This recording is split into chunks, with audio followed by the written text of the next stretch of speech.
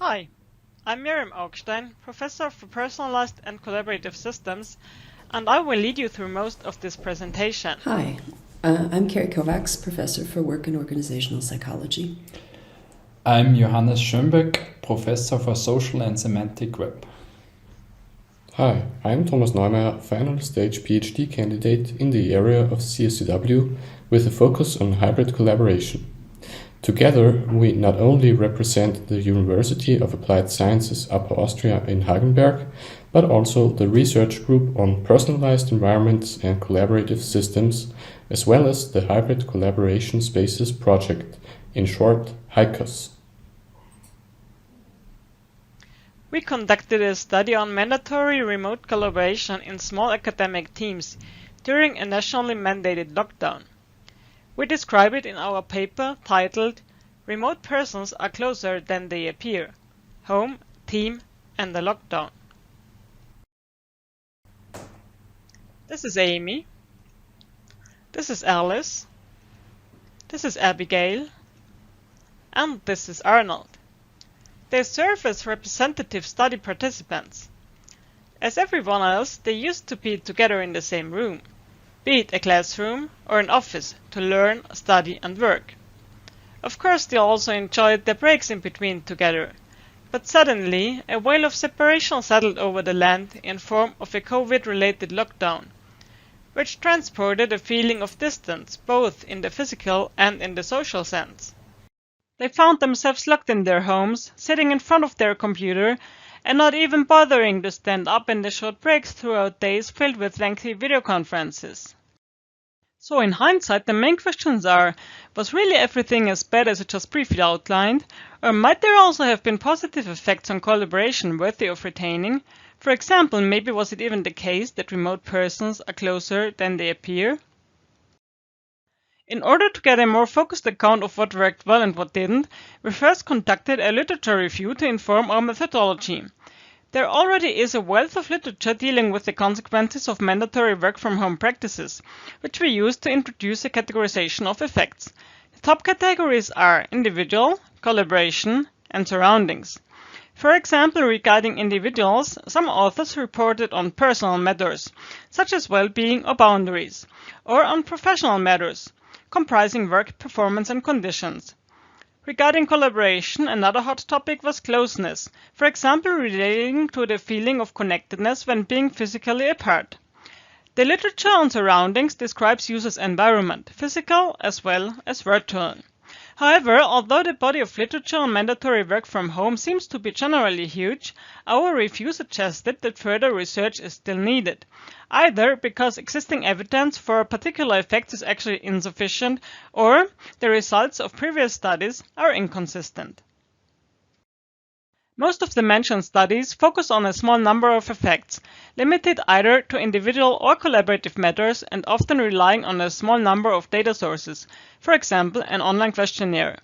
Our own original study takes a more holistic view of mandatory remote collaboration, attempting to cover all of the factors we identified as important through our literature review and providing new insights into practices that can be retained in the post-pandemic world of work and collaboration. This holistic view was obtained using a wealth of different methods in our original qualitative user study, with 14 participants in 4 teams that took place during a nationally mandated lockdown. 2 of the teams were composed of bachelor students working on a task in a university course on adaptivity and personalization. Their task was due 2 weeks after assignment, and it comprised research, brainstorming, creation of low-fidelity prototypes, and preparation for a final presentation. The third team was composed of research associates working together in a research and development project on distributed modeling and simulation of cyber-physical systems. The participants were working in 2 different departments at different locations. 2 of them were working together on front-end tasks, 1 was more focused on the back-end. And the 4th team was composed of a student during the authoring of her master thesis and her supervising professor. The study took place during the main writing phase of the thesis, but also included some research. The teams, although all working in the academic sector, were highly diverse regarding roles and hierarchies, nature of the tasks, and duration of their collaboration. As data sources, we asked our teams to fill in a logbook about their task and meeting-related activities. We held group interviews, administered a questionnaire on an individual basis, and received 14 hours of meeting recordings. First, we analyzed the logbooks and plotted the team's activities to get a first overview of how they work together. We also had a look at team fragmentation and togetherness, that is, how much the team split up into subgroups and how divided they approached their tasks. For our group interviews, which typically lasted around 15 minutes, we used a semi-structured guide, which was inspired by the categorization scheme shown before. We then transcribed the interviews and extracted meaningful themes and quotes from the transcript. The questionnaires and meeting recordings then rounded out our analysis. Based on participants' logbooks, we visualized their typical activities in timelines. We also calculated several metrics around the activity scope and duration, and how much teams split up during the tasks. In the example depicted here, you can see the timelines of teams A and B, who both worked on the same task for a project related to a lecture. As we had hoped through our case sampling, the teams worked in different configurations, using varying working styles and communication modes. For example, when we have a look at team fragmentation, we suggested the team fragmentation coefficient as a measure of togetherness, and this measure is quite different for the two seemingly similar student teams. While Team A only spent 17 minutes in plenary in which they distributed the task, Team B spent much more time in collaborative actions. In the end, Team A completed the task more quickly, but was not as satisfied with the results as Team B. Two of our teams worked together for longer periods of time. The software developers in a research and development project in Team C reported activities on 14 individual days over a period of 1.5 months. Their team fragmentation coefficient is 1.84 or 28%, which is most clearly visible in several longer periods of single or pair work, where the timeline is truncated to represent longer periods. Team D, a master student and her supervisor, reported activities on 21 individual days over a 2.5-month period. Their extremely low team fragmentation coefficient value results from the student being mainly responsible for authoring the thesis. Only on few occasions both met to discuss the progress. The paper provides the details on how to arrive at the different metrics for team fragmentation and togetherness, and lists the typical tools our participants used during the study period.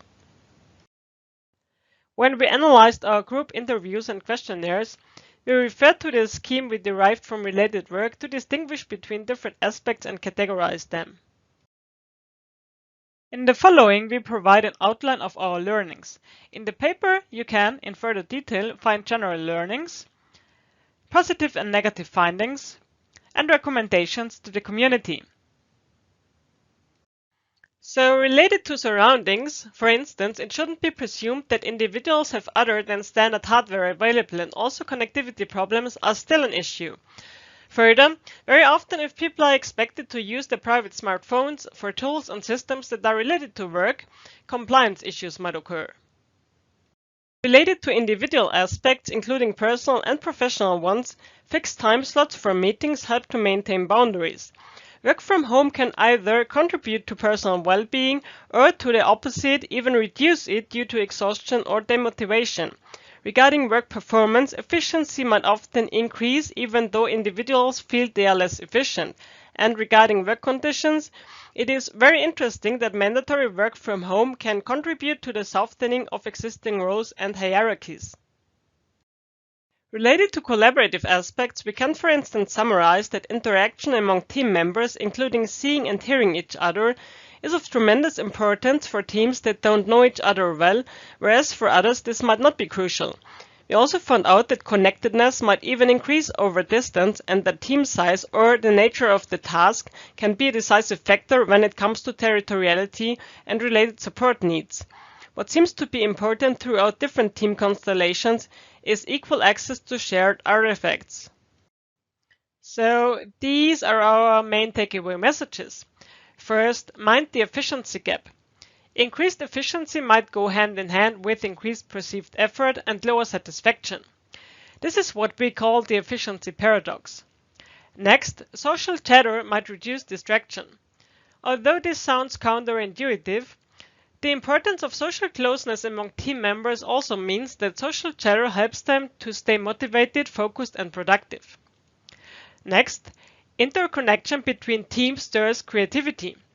So even if teams work on individual self-contained tasks, networking across teams can be beneficial. This is an aspect that should be institutionalized because it might not happen otherwise. Then, one tool can help to rule them all. All of our teams stress the importance of a reduced toolset, but also at the same time the importance of an integrated environment where the collaboration has its home base. And finally, remote persons are closer than they appear. Closeness, especially professional closeness, is not necessarily a matter of physical distance. It is rather strengthened or weakened by the work practices adopted and the tools used. Professional closeness among team members can and will increase over distance if facilitated accordingly. However, our results also show that this is very often not true for social or personal closeness.